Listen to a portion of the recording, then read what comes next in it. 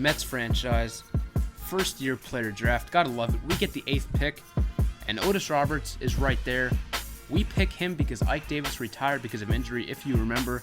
And David Ortiz, not the best at defense, and so Otis Roberts, is going to be our future first baseman. As we're going to make a couple selections. People that I scouted, they're not very good, so I'm basically doing this blindly. Making a couple trades. James McDonald for Matt Holliday, it gets accepted. And so we have a new left fielder. Dylan G for Jerry Harrison Jr. What the heck? Get Jerry Harrison Jr. and Scott Harrison on the same team. And then Kerry Wood and Beato for Peter Moylan.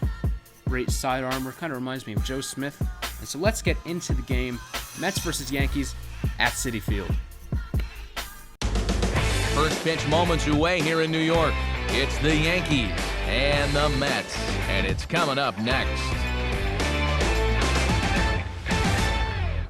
We'll line up this way. So up steps Derek Jeter, one of the best shortstops in history. He's done it all. He's gotten a lot of rings, a lot of hits, and he's one of the clutchest players in the MLB, actually in history, as he's going to get a triple right here over the glove of Lucas Duda, and he's going to beat it out. And so to start out the game, Derek Jeter hits a triple. Now the Mets, in real life and in this franchise, have definitely not had the Yankees number. The Mets have lost 5 out of 6 games in the last year's Subway Series, and this year actually, they're ahead 2-0 in the series. But Cano, he's going to try to change that. That's a drive into deep center field, and this ball is gone. So nice job by Robbie Cano, making the score 3-0. But like I was saying, the Yankees are down 2-0 in this series. It's not the playoffs or anything, it's just a 3-game series. But the Mets are definitely doing better. And it's actually only in this series. In this season, the Mets have really struggled again. I mean, I felt like last offseason, I assembled a team that could win. A team that could contend with the Nationals, contend with the Braves, contend with the Phillies. But for some reason, they're just not doing very well. But Matt Holliday, he's good. We just acquired him. That's a drive into deep left field, and this ball is gone. So Matt Holliday makes this game 3-2 as we get just a little bit closer. But the Mets really have struggled. Like I said, I felt like I built a team that could possibly even have a World Series run. But for some reason, they're still slacking. So I have a question for you guys.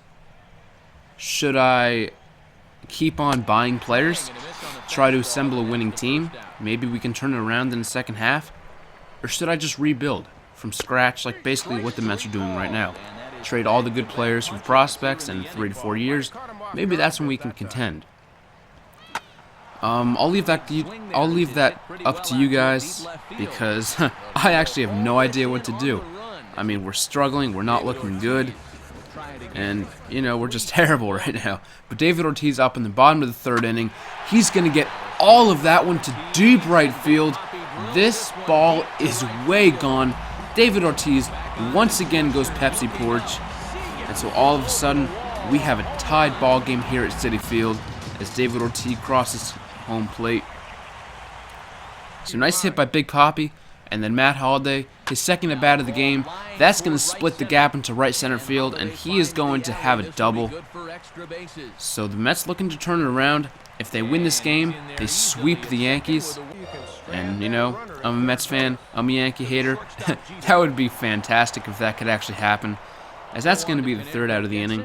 So the Mets do tie the game, though, on the home run by David Ortiz. But here's Derek Jeter in the 5th inning, and he is going to strike out. Nice pitch by Brett Myers right there. And because I decided to trade away James McDonald, and I had Brett Myers as our closer, I decided to put Brett Myers back in the starting rotation because he used to be a starter with Philadelphia. And so he's starting today's game, and he's doing pretty well. Gave up the runs in the 1st inning, but other than that, look at all these strikeouts, weak pop flies. He's having a great day, actually. And then Lucas Duda in the bottom of the 6th inning. Well, he's going to drive it into deep right field. Could this get over the wall? It's going to hit right off the State Farm sign. So Lucas Duda is going to have a double. And so the Mets looking to rally, looking to put some runs on the board. But Daniel Murphy's going to strike out to end the inning. I did not see that pitch coming. And so that will end the inning. And so now right here, I decided to bring in John Roush. He has very good accuracy, and so let's see if he can do very well. But right here, that's driving to right center field, and A-Rod is going to have a home run. A-Rod. No, my bad, ground rule double. And so that's a base hit up the middle. Will score the run from second base, and it is going to score the run. So the Yankees take a 4-3 lead here in the 8th inning, as Curtis Granderson is going to strike out right there. So the Mets need to rally back. They are down by one run now, 4-3. And so here's Big Papi, and that's driving to deep right field. Could David Ortiz do it again? And it is gone. Solo home run, David Ortiz. That ties up the game. That's his second home run of the day. David Ortiz doing everything he can to make us win this game. Matt Holliday in the 8th inning. That's driving to deep left center field. Will it have enough on it? And no, it will not. Out at the warning track. And so then Lucas Duda striking out. And so that will end the inning. But the Mets do tie the game here in the bottom of the 8th inning. We are tied up 4-4. And then Peter Moylan comes in the bottom of the 8th. And he does fantastic. 1, 2, 3. 5 pitches, and so that ends the inning, and we have a chance to win in the bottom of the 9th. Ryan Ludwig is up, and that's going to be a base hit into right center field, looking for a 2-out rally. The first 2 batters of the inning got out, and Ryan Ludwig says, no sir, we're going to win right here, right now in the 9th inning. And so Ruben Tejada is up. What can he do? Could he win the game? First pitch of the at-bat, ground ball to shortstop. That will end the inning. So we rally with 2 outs. We cannot strike for any runs. And so here in the top of the 10th, striking out Cody Ross, I think that is, for the first out of the inning. And then Derek Jeter, he's going to ground out to first base. And so, yes, he will ground out to first base. And so that will end the inning. And we have a chance in the bottom of the 10th to win it. Looking good. 3-4-5, Ortiz, Holliday, Wright. That easily has to be one of the best 3-4-5s combo in the 3-4-5 combos in the MLB. Here's David Wright, 2 outs, 0-0 pitch, and this one is drive deep left field. Are you kidding me? It is gone. David Ortiz wins the game for the New York Mets. Mets win 5-4. They rally back twice. They were down by 3 in the first, and then Ortiz hit the home run in the 8th to tie it once again. And then David Wright goes deep, wins the game for the New York Mets. Unbelievable.